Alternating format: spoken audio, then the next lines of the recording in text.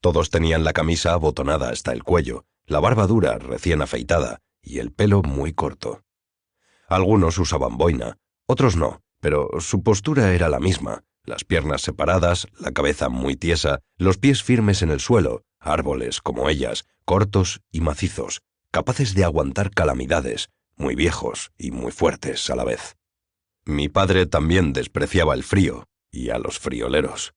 Lo recordé en aquel momento, mientras el viento helado de la sierra, un poco de aire, habría dicho él, me cortaba la cara con un cuchillo horizontal, afiladísimo. A principios de marzo el sol sabe engañar, fingirse más maduro, más caliente en las últimas mañanas del invierno, cuando el cielo parece una fotografía de sí mismo, un azul tan intenso como si un niño pequeño lo hubiera retocado con un lápiz de cera.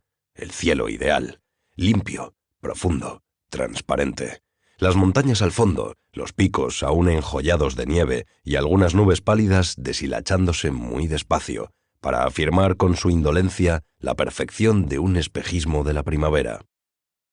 «¡Qué buen día hace!», habría dicho mi padre, pero yo tenía frío. El viento helado me cortaba la cara y la humedad del suelo traspasaba la suela de mis botas, la lana de mis calcetines, la frágil barrera de la piel para congelar los huesos de mis dedos, mis plantas, mis tobillos. «Tendríais que haber estado en Rusia, en Polonia», nos decía él cuando éramos pequeños, y nos quejábamos del frío que hacía en su pueblo en mañanas como esta, esos domingos de invierno en los que el cielo más bello del mundo elige amanecer en Madrid. «Tendríais que haber estado en Rusia, en Polonia», lo recordé entonces, mientras contemplaba el desprecio del frío en la firmeza de aquellos hombres a los que él podría haberse parecido. «Tendríais que haber estado en Rusia, en Polonia», y la voz de mi madre: «Julio, por favor, no le digas esas cosas a los niños». «¿Estás bien, Álvaro?». Escuché primero la voz de mi mujer, luego sentí la presión de sus dedos, el tacto de una mano que buscaba la mía dentro del bolsillo del abrigo. May me miraba con los ojos muy abiertos y una sonrisa indecisa, la expresión de una persona inteligente que sabe que nunca encontrará la manera de consolar a nadie frente a la devastadora hazaña de la muerte. Tenía la punta de la nariz colorada y su pelo castaño, de costumbre liso, apacible, batía sobre su cara como si el viento lo hubiera vuelto loco. «Sí», le confirmé enseguida, «estoy bien». Luego apreté sus dedos con los míos hasta que volvió a dejarme solo, sin apartarse un centímetro de mi lado. No existe consuelo frente a la muerte, pero a él le habría gustado que le enterraran en una mañana como esta, tan parecida a aquellas que escogía para montarnos a todos en el coche y llevarnos a Torrelodones a comer.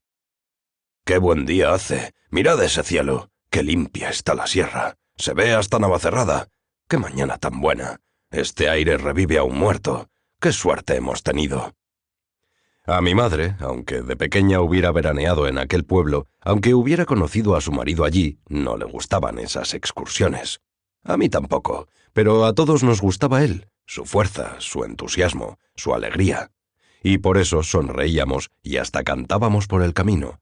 «Ahora que vamos despacio, vamos a contar mentiras, tralará», hasta que llegábamos a Torrelodones, ese pueblo tan raro que primero parecía una urbanización y luego una estación de tren rodeada por unas pocas casas. «¿A que no sabéis por qué se llama así?».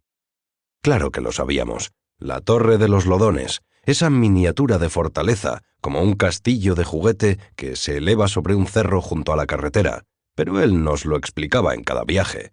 «Es una torre antiquísima. Los Lodones eran como los visigodos, para que os hagáis una idea». Mi padre siempre decía que no le gustaba su pueblo, pero le gustaba llevarnos allí, enseñarnos los montes, los cerros, los prados donde cuidaba las ovejas con su padre cuando era un niño, y pasear por las calles saludando a los paisanos para contarnos luego y siempre la misma historia. «Ese era Anselmo, su abuelo era primo hermano del mío.